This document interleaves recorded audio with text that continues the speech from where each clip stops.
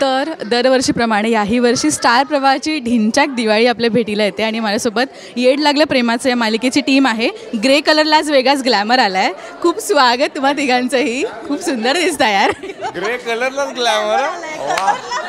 आता म्हणजे वेगळाच कॉन्फिडन्स आला मला. एकदा राखाडी रंगाला इतकं असं साईडला ठेवलं जातं की अरे राखाडी रंग, पण हे आवडलं मला.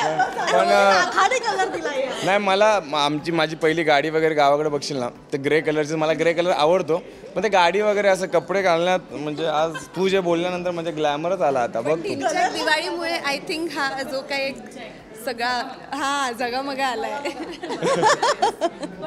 म्हणजे दिवाळीमध्ये दोन प्रकारचे व्यक्ती असतात. एक जे काहीच नाही म्हणजे फराळ खाणार आणि शांत बसणार, आणि दुसरे असतात ते ओव्हर एन्थुझियास्टिक असतात की नाही फटाकेच फोडायचे आहेत. आम्ही सगळे तेच आहोत. शांती बिंदी आले नाही होत. मी आधी लहानपणी तसा होतो. आता फक्त आता काहीच नाही आहे. नाही आता काहीच नाही आहे खरं तर. म्हणजे फटाके मला फोडायला आवडत नाहीत आणि आता ते डाएट बिएट या गोष्टीमुळे फराळही कमी खातो. फक्त बेसनचा लाडू खातो. हो, पण तो म्हणजे फटाके एन्जॉयसाठी तो म्हणजे उत्साह असतो त्याचा असा. सो तसा गपचूप फराळ खा आणि बसा अशातला नाही येतो. कोणता फटाका वाटतात? फटाक्यांची नावं मग मी म्हणेन लक्ष्मी बॉम्ब असतं ना, लक्ष्मी बॉम्ब. कारण आमच्या सिरियलच्या सगळ्या म्हणजे या स्त्री कलाकार आहेत, त्या आमच्या सिरियलच्या लक्ष्मी आहेत. सो लक्ष्मी बॉम्ब म्हणू शकतो.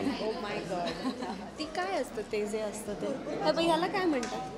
त्याला तोटा आम्ही म्हणतो. छान दिसते की ते. हो सुंदरता डोळ्यात. सुंदरता म्हणजे आपल्या एड लागल्या प्रेमाच्या टीमकडून आपल्या राजश्री मराठीच्या सर्व प्रेक्षकांना दिवाळीच्या ढिंच्याक शुभेच्छा. Happy Diwali. Happy Diwali. Thank you guys. Thank you.